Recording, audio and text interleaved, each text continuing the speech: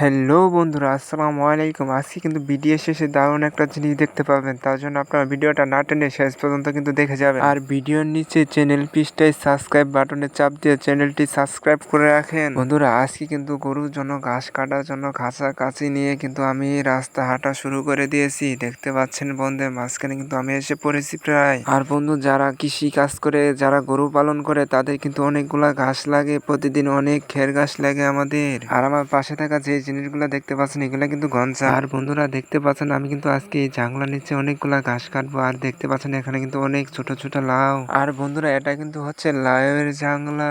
আর এই লাউয়ের জাংলার নিচেই কিন্তু অনেকগুলা ঘাস কাটতে হইব।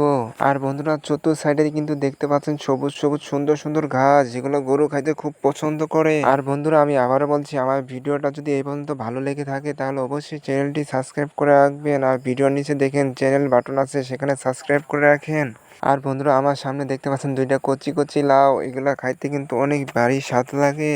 এগুলো যদি চিংড়ি মাছ দিয়ে রান্না করে খাওয়া যায় তাহলে অনেক টেস্ট লাগে। আর আপনারা কি এরকম কচি কচি লাউ নিজে জাংলায় দেখেছেন কখনো?